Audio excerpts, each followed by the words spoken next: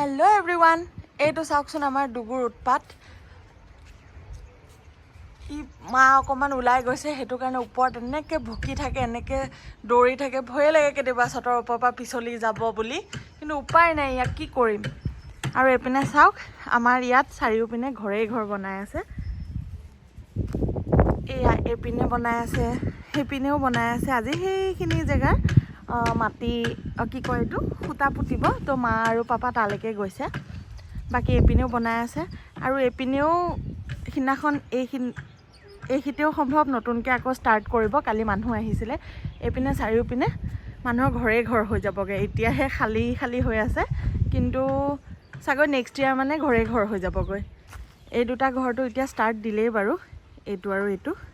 আৰু এইপিনেও এই মাটিটোৰ ওচৰত আৰু এটা মাটি আছে, সেইখিনিতেও ৱাল দি আছে বৰ্তমান। তেওঁলোকে কেতিয়া বনাই নাজানো। তো এয়া আমাৰ ঘৰৰ ওচৰৰ পৰিৱেশ বৰ্তমান। চাৰিওপিনে কাম হৈ আছে, হুলস্থুল। এয়াই আমাৰ ঘৰৰ ওচৰৰ শান্তিৰ পৰিৱেশ।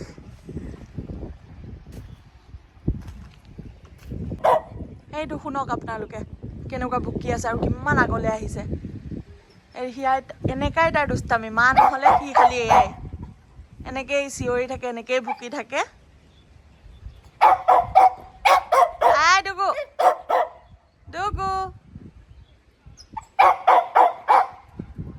আপোনালোকক আৰু দুটামান বস্তু দেখাম বুলি মই ভাবি আছিলোঁ, কিন্তু দেখুওৱা হোৱা নাছিলে। এইকেইটা দেখিছেনে?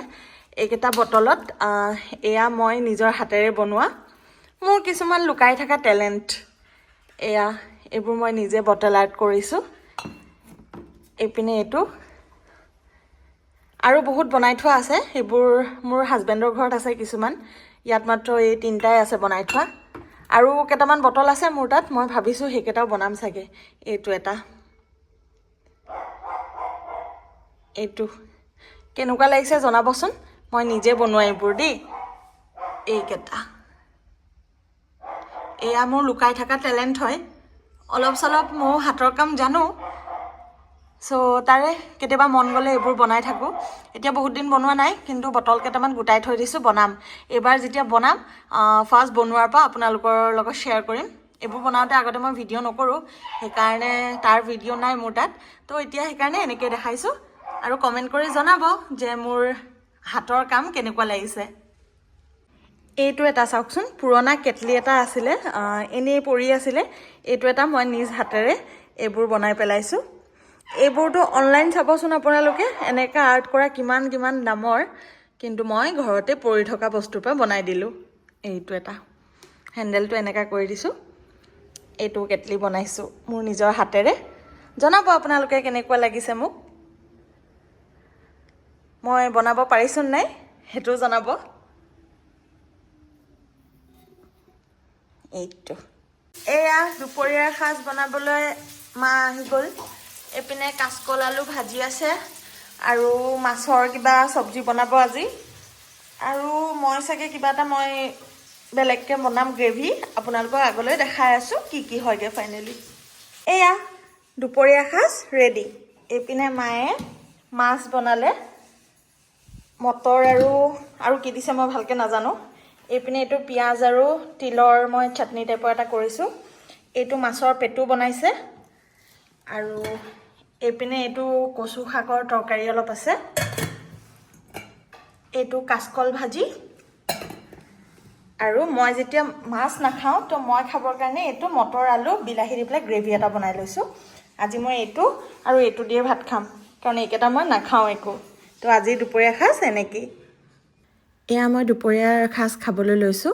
মই দিনৰ ভাগতে ইটিং ভিডিঅ' এটা দিওঁ, আশা কৰোঁ আপোনালোকে সেই ভিডিঅ'টো চাই চাগে আৰু লগতে মৰম দিয়ে চাগে মোক। এয়া মই সন্ধিয়া চাহকাপ খাব লৈছোঁ। আজি চাহৰ লগত এয়া পকৰি আছে, আৰু আজি মই গাখীৰ চাহ একাপ খাব লৈছোঁ। মোৰ মূৰটো বহুত বিষাই আছে, সেইটো কাৰণে মই আজি ব্লেক কফি নাই খোৱা। গাখীৰ চাহ খাইছোঁ, কিন্তু চেনি নিদিয়াকৈ খাইছোঁ। এয়া মই এতিয়া সন্ধিয়া চাহকাপ খাই লওঁ। ৰাতিৰ সাজ মায়ে বনাই আছে। আজি একদম স্পেচিয়েল ছজনা। আজি বতৰৰ চাগে প্ৰথম ওলাইছে নেকি ছজনা, পাপাই আনিলে, তো মায়ে এইপিনে বনাই আছে। আৰু কিবা কিবি বনাব, কি বনাই আপোনালোকক আগলৈ দেখাই আছোঁ। এইপিনে কলপাতো আনিছে, কলপাততো চাগে কিবা বনাব। এইপিনে আকৌ দালিটো বনাই হৈ গ'ল এইপিনে দালি বনাই থৈছে তো আজি ৰাতিৰ বিশেষ সজিনা আৰু এইপিনে কলপাতত কিবা বনাব সেয়া কলপাত পাপাই আনিছে বাকি হৈ গ'লে আপোনালোকক দেখাই আছোঁ পিনে মোৰ হাজবেণ্ড আহিছে অফিচৰ পৰা যাওঁতে এইপিনে সোমাই গৈছে মোৰ ঘৰৰ ওচৰত মোলৈ কিবা লৈ আহিছে দেখাম আপোনালোকক কি দিয়ে মোক এয়া মই খাবৰ কাৰণে চিকেন ললিপপ আনি দিছে সন্ধিয়া সময়ত কিবা এটা খাব মন যায় আনোতে দেৰিয়ে হ'ল বাৰু তো এতিয়া মই এয়া খাম সেইপিনে মোৰ হাজবেণ্ডটোৱে আনি দিছে thank you for chicken lollipop এয়া ফাইনেলি ৰাতিৰ সাজ হৈ গ'ল এইপিনে চালাড বনাইছে ডিম বইল কৰিছে আৰু কলপাত আনিছিল যে এয়া কচু থুৰ কলপাতত দিছিলে পুৰিছিলে কলপাতত দি পেলাই আৰু এইপিনে সজনা সৰিয়হ দি পেলাই বনোৱা আৰু দালি আগতেই দেখাইছোৱেই আজিৰ ৰাতিৰ সাজ এনেকেই